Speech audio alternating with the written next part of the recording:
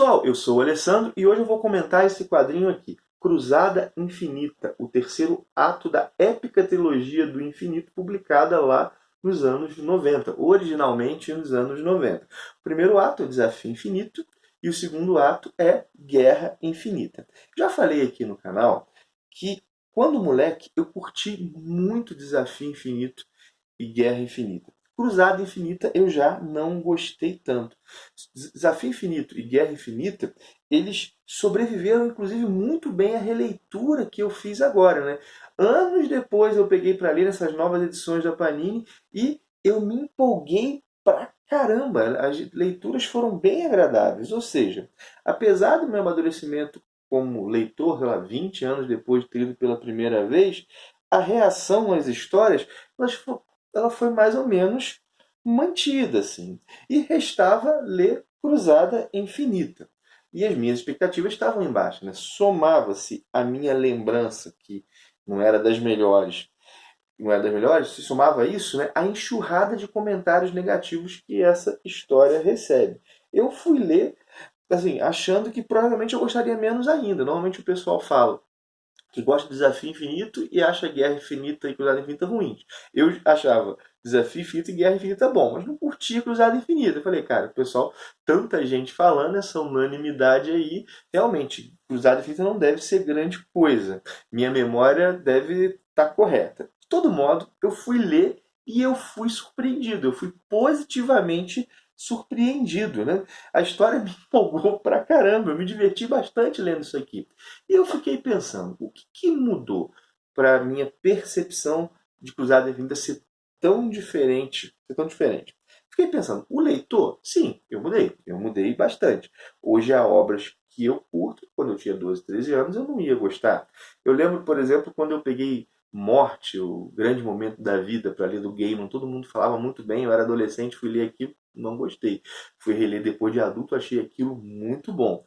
Eu também tinha certa resistência a alguns cenários, por exemplo, faroeste, achava que era chato, e hoje eu curto faroeste, ou seja, o leitor mudou. Mas eu devo dizer que eu não acho que é esse o caso aqui. O que acontece, né? Essa é uma história de super-heróis, é simples de ser lida, era um cenário que eu gostava pra caramba, tanto que curti muito os dois primeiros atos da trilogia. E claro, eu reconheço, ao final do vídeo isso vai ficar até mais claro. Há coisas nessa história que lá quando moleque eu não tinha condições de perceber e que agora eu vou falar, né? Mas assim, são elementos sutis que me deram um plus hoje, mas assim, que não me atrapalhariam na leitura quando eu era moleque. Para dizer a verdade, o que eu acho mudou principalmente foi a obra. Sim, Cruzada Infinita mudou bastante. E aí você pode estar pensando, como assim? Vamos lá, tentar contextualizar. Quando eu fiz um vídeo no qual eu declarei que Guerra Infinita estava dentre as minhas melhores leituras daquele mês, houve um comentário no vídeo do Pedro Bolsa, que é um cara que gosta muito de quadrinhos, é tradutor de quadrinhos também, que me fez pensar. Ele disse o seguinte, que ele não entendia a reação negativa da galera no Brasil à Guerra Infinita e à Cruzada Infinita. Ele levantou a hipótese que podia ser resistência à arte do Ron Lim e uma segunda hipótese que talvez o pessoal não curtisse tanto porque não tinha lido os tie-ins. E ele leu essas histórias já originalmente em inglês e curtiu as histórias. E eu vou dizer o seguinte, que agora, depois de ler Cruzada Infinita, eu concordo totalmente com a hipótese dele, com essa hipótese de que a galera não curtiu lá nos anos 90, inclusive eu, porque não leu os tie-ins. Eu vou explicar isso melhor. No caso de Cruzada Infinita, então, isso para mim, cara, é realmente quase que encerra a discussão, né? Pelo menos ao meu ver. Vou explicar, né? Cruzada Infinita foi originalmente publicada no Brasil como uma minissérie em 3 partes. Cada número da minissérie tinha cerca de 84 páginas. Esse encadernado da Panini tem 500, ou seja, somando a minissérie toda, dá metade do que tem nesse encadernado. Mas a coisa piora. Infelizmente, eu não tenho a minissérie aqui em casa para olhar página a página, dissecar isso. Mas eu fui ao Guia dos Quadrinhos e lá consta que em cada número da Cruzada Infinita, publicada pela Abril nos anos 90, saem 2 números de Infinite Crusade, que é a minissérie original dos Estados Unidos, né? Acontece que Cruzada Infinita é uma história não em 6 partes, mas em 16 partes. Tem 2 tie-ins muito importantes. Warlock and the Infinite Watch e The Warlock Chronicles. E, na verdade, sendo bem preciso, essas duas revistas nem poderiam ser consideradas tie-ins. Elas não são histórias amarradas ou derivadas. Não, elas são partes constitutivas da saga. Na verdade, nós temos um número de Cruzada Infinita e a história desse número continua num número de, sei lá, de Warlock e a Guarda do Infinito, que continua numa história das Crônicas de Warlock. E é assim que a coisa anda, né? Mesmo que a Abril tenha, sei lá, pegado elementos dessas outras revistas, que é bem provável que ela tenha feito, cara, falta muita coisa. E não são elementos acessórios, são partes constitutivas e essenciais à saga. Lendo isso aqui no todo agora, lendo tudo agora, dá para ver que está tudo conectado organicamente, inclusive elementos das outras sagas, né? Desafio Infinito e Guerra Infinita. Sendo assim, eu tenho que dizer o seguinte, né? Essa aqui não foi uma releitura, eu não fiz uma releitura de Cruzada Infinita. É a primeira vez que eu leio de fato a história. Antes eu li, sei lá, um resumo, um fichamento, algo picotado. E como eu disse, né, eu achei a história bem empolgante. O argumento continua a cargo do Jim Starlin, que é o roteirista responsável tanto por Desafio Infinito quanto por Guerra Infinita. E eu posso dizer o seguinte, nessa história aqui, Cruzada Infinita, eu acho que é onde o Starlin tem mais pretensões no roteiro.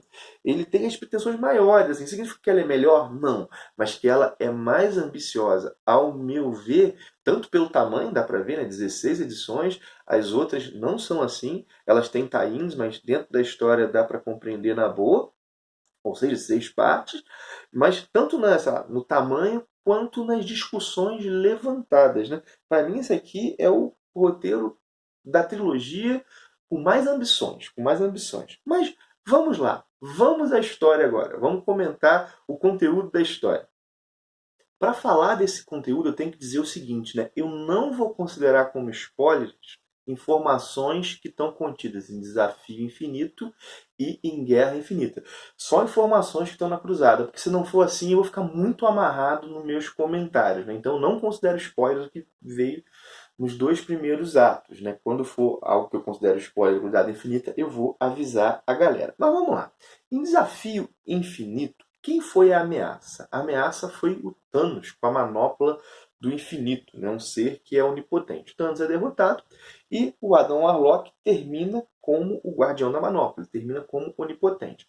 Já Guerra Infinita começa com o Warlock de volta ao normal.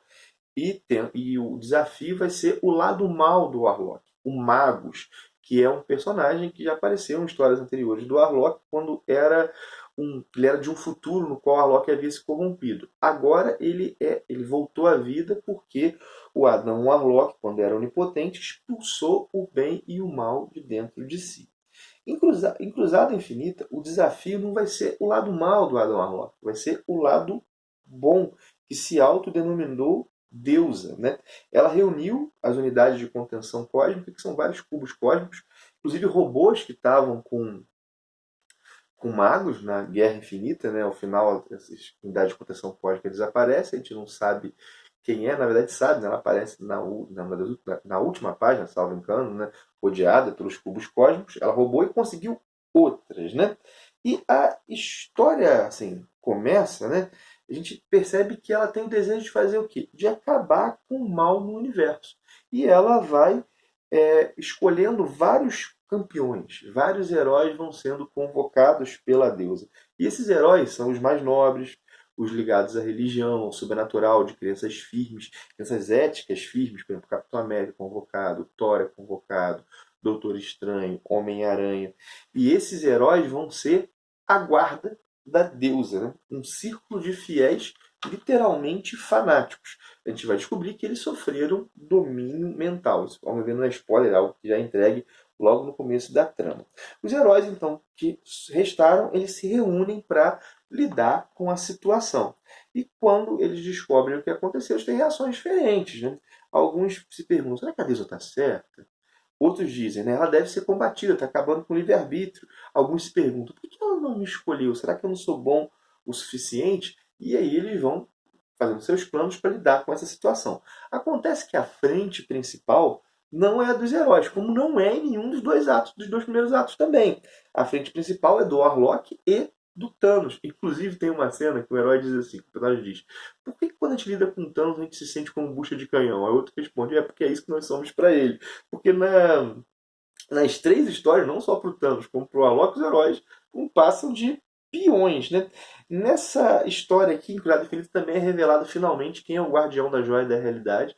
O Warlock distribuiu as Joias do Infinito pela Guarda do Infinito, né? Gamora, o Pico Troll, a Serpente da Lua, o Drax e ele mesmo, e só uma joia que ninguém sabia quem era, e aqui é revelado o guardião dessa joia. Bom, acontece que a deusa ela possui um plano que chega a ser mais cruel do que o do lado bom do Adão Warlock, do Magus, né? Eu lembro quando eu era moleque, eu fiquei pensando nisso, né? Eu me perguntava por que o lado bom era daquele jeito, o lado bom era cruel pra caramba, né? O lado bom não parecia ser tão bom assim. Há elementos que aparecem aqui que desenvolvem isso que eu acho que não estava na saga original, mas tem outra coisa, né? Hoje eu tenho condições de perceber nuances que eu não percebia. O Jim Starlin, Cruzada Infinita, Desafio Infinito e Guerra Infinita, ele trabalha com os conceitos de ânima e ânimos, principalmente em Guerra e Cruzada, né? Ânima e ânimos que são conceitos criados pelo Carl Jung, que são, ânima e ânimos são arquétipos, né? São estruturas que estão no inconsciente coletivo da humanidade, né? Que é uma espécie de repertório de experiências compartilhadas que nós temos, sobre os quais é construída a personalidade individual. Vamos colocar assim. Sei que os jungianos vão me matar porque eu estou simplificando muito, mas senão o vídeo fica muito grande. E ânima e o ânimos, que são que arquétipos, né? São os aspectos feminino e masculino. Porque para o Jung, todos nós temos só um lado feminino, colocando assim de maneira bem simplória, e um lado masculino. Inclusive o Adam Warlock. Então, ele não expulsa apenas o bem e o mal. Ele expulsa, de maneira mais precisa, a ânima e o ânimos, que são considerados bem e o mal, né? O lado masculino e o lado feminino dele. Mas lendo Cruzada Infinita, dá para perceber que ele faz uma leitura do ânimo e do ânimos que é quase freudiano. Ele vai ver o que o Jung falou, e o Jung é um pouquinho diferente. Porque, o que parece? Né? Que ele considera o Magus, o seu lado mal, como o desejo, a sede por conquista, o desejo que não quer ser refreado, que quer moldar tudo à sua imagem e semelhança. Isso lembra mais o id, né? Então, o aspecto masculino seria o id freudiano, né? Repara, assim, o Jung não diz isso. Eu tô fazendo, parece que essa é a leitura do Jim Starlin, né? Id no Freud é isso, né? São os nossos desejos, né? O nosso repositório de desejos, né? O id ele não pensa no certo e no errado, ele pensa no eu quero. Já a deusa, que é o aspecto feminino do Adam Warlock, parece muito seu superego, né? Alguém que está voltado às regras, né? O superego são as regras que nós introjetamos da sociedade. Ou seja, o superego refreia o id. Então, o superego é quem diz para o id pode, não pode, não pode, né? E a personalidade vê esse conflito entre id e superego. Então, ao expulsar o seu lado masculino, seu lado feminino, ânima e ânimos, parece que ele expulsou, aqui eu estou misturando dois conceitos, né? Id e superego, e o Magus é o id e a deusa é o superego, né? A deusa está pensando em regramento, né? no correto, no ser perfeito, né? E nesse sentido, nós podemos entender a trilogia do infinito como a saga do Adam Warlock buscando a integração da própria personalidade, que é dividida entre ânima e ânimos, entre id e superego, né? E agora eu vou dar um spoiler, né? Agora eu tenho que dar spoiler para comentar. O plano da deusa, qual é o plano da deusa? Ou seja, se não quiser ver isso, para por aí, depois lê, depois volta. O plano da deusa é acabar com toda a vida no universo. Né? Isso é interessante pensar, porque a indignação contra o mal pode levar os bons, né, os justos, aqueles que defendem a justiça, a um rigorismo sem misericórdia. E a um farisaísmo, né? Ou seja, quando se tem a certeza que está certo, o juízo sobre os outros, sobre a fraqueza dos outros, vai ser implacável. Por isso que o lado bom do Adam Warlock, né, esse lado feminino, esse superego, né, ele quis fazer algo que nem o Thanos nem o Magus quis fazer. Pensa o seguinte, o Thanos matou metade do universo.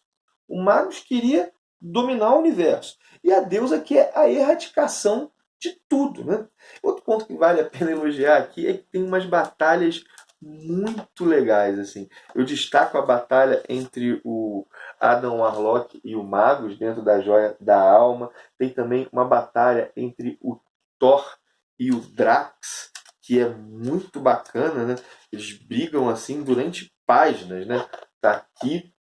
E assim, como ponto negativo, eu tenho que dizer que em vários momentos, e aqui eu estou mostrando essa página de propósito, né, a arte deixou um pouco a desejar. São vários desenhistas, né? O Ron Lim só fica a cargo da minissérie principal, mas poxa, imagina uma batalha dessa aqui com a arte muito bem feita. Deixa eu mostrar outras páginas, né? Páginas que são do Ron Lim, que pô, são bem melhores do que aquelas, né? Embora a galera critique o Ron Lim. De verdade, não é um desenhista cuja arte me incomoda. Aqui já não é o Ron Lim, isso aqui é outro título, né? Vou mostrando assim páginas a esmo da história. Mas vamos para o resumo da ópera, né? Eu gostei demais de reler Desafio e Guerra Infinita e de ler pela primeira vez Cruzada Infinita, né? Não ler aquele recorte que eu tinha lido antes. A história é divertida e com alguns conceitos que eu achei bem interessantes, que eu tive mais condição de aproveitar agora, né? E como eu falei, dá para ler a história toda como a história da busca do Warlock por integração. Mas uma outra possibilidade, né? Que é a história da redenção do Thanos, que começa matando metade do universo e termina salvando o próprio universo. Bom, é isso aí. São esses os meus comentários sobre Guerra Infinita, né? Sobre Cruzada Infinita. Esse vídeo já ficou maior do que normalmente meus vídeos ficam. Espero que a galera tenha curtido e vamos papear. Você gosta, não gosta? Diz aí, claro, isso aqui é uma coisa para a gente divertir, né? Então, assim, claro que vai ter reações diferentes. A minha reação mesmo foi diferente da quando eu li pela primeira vez. Acho que vale o papo. Peço que se você gostou do vídeo, deixe teu joinha, mostre para os teus amigos também, compartilha, um abração. Ah, não, antes disso, né? Se não é inscrito no canal, se inscreve. Um abração e até o próximo vídeo.